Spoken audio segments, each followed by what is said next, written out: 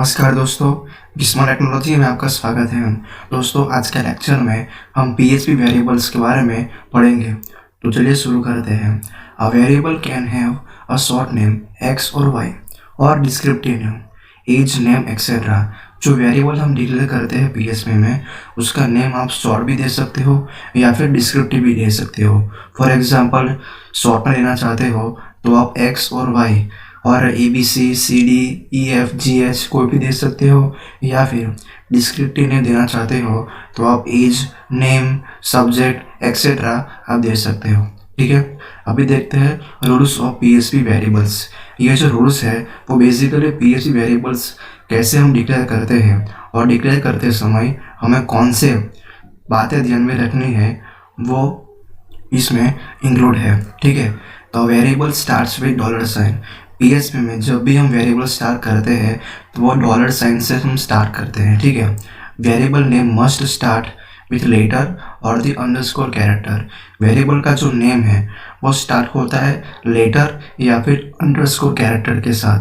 ठीक है, आप नंबर से वेरिएबल का नेम स्टार्ट नहीं कर सकते हो। ठीक है, लेकिन जब भी ये वेरिएबल स्टार्ट करते हो तो आपको डॉलर साइन लिखना पड़ेगा, उसके बाद ही आप लेटर या फिर अंडरस्कोर कैरेक्टर का यूज़ कर सकते हो। Only contain alpha numeric characters. PHP में आप अल्फा न्यूमेरिक कैरेक्टर्स ही यूज़ कर सकते हो, जैसे कि अपर केस में A to Z या फिर लोअर केस में A to Z या फिर 0 to 100। ठीक है, variable names are case sensitive, यानी कि आप कैपिटल में यानी कि अपर केस में एज लिखते हो और स्मॉल में एज लिखते हो, वो दोनों डिफरेंट हो जाते हैं। जब भी आप वेरिएबल डिक्लेयर करते हो तो आपको ये बात ध्यान रखनी है कि जो पीएचपी जो है वो केस सेंसिटिव लैंग्वेज है। ठीक है, तो आपको डिफरेंस मालूम होना चाहिए कि मैं अपर केस में लिखता हूँ या लोअर केस में लिखता हूँ, दोनों में डिफरेंस होगा। ठीक है, तो दोस्तों प्रैक्टिकल करके मैं आपको बताऊँगा कि पीएचपी वेरिएबल्स कैसे डिक्लेयर किए जाते हैं। ठीक है, तो दोस्तों मैं सबलाइम टेक्स्ट एडिटर पे आ चुका हूँ। मैंने यहाँ पर वेरिएबल्स डॉट पीएचपी करके मैंने फाइल मैंने क्रिएट की है। ठीक है, अभी मैं आपको बताऊँगा कि पीएचपी वेरिएबल्स कैसे डिक्लेयर किए जाते हैं। ठीक है, तो सबसे पहले मैं पीएचपी का जो फॉर्मेट है उसको मैं लिख लेता हूँ।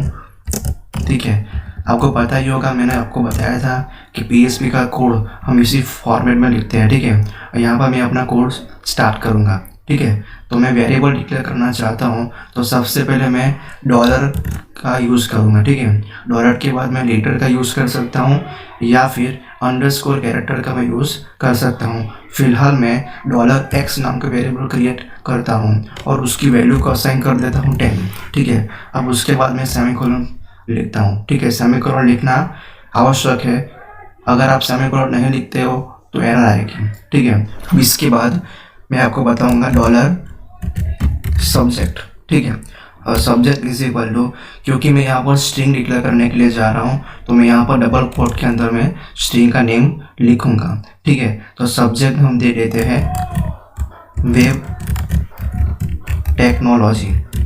ठीक है, और इसके बाद सेमीकोलन। अभी मैंने वेरिएबल डिक्लेयर कर दिया है। ठीक है, लेकिन उसको मुझे प्रिंट करने के लिए इको कमांड का यूज़ करना पड़ेगा। ठीक है, आपको पता ही है कि किसी वेरिएबल को या किसी सेंटेंस को प्रिंट करने के लिए हम इको कमांड का यूज़ करते हैं। तो यहाँ पर लिखता हूँ इको $x।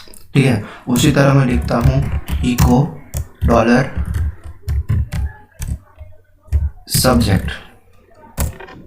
ठीक है, अब इसको मैं सेव करता हूँ और मैं अपने ब्राउज़र में जाता हूँ और यहाँ पे मैंने टाइप किया है लोकल होस्ट माई फाइल्स और माई फाइल्स के अंदर है variables.php।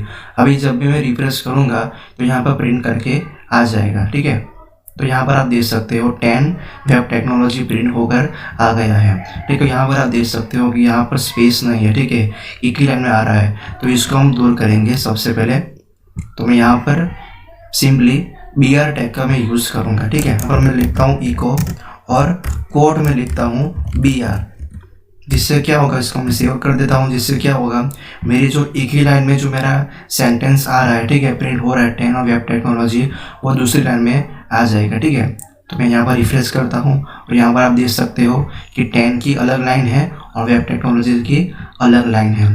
ठीक है, सो आई होप कि दोस्तों कि आपको PHP वेरिएबल्स के बारे में समझ आ गया होगा कि वो कैसे डिक्लेयर किया जाता है और कैसे काम करता है। ठीक है, तो दोस्तों आगे के लेक्चर में हम PHP से रिलेटेड और भी टॉपिक्स हम पढ़ेंगे। तो दोस्तों आपको वीडियो अच्छा लगा हो तो प्लीज़ लाइक शेयर और सब्सक्राइब जरूर कर दीजिए। Thank you.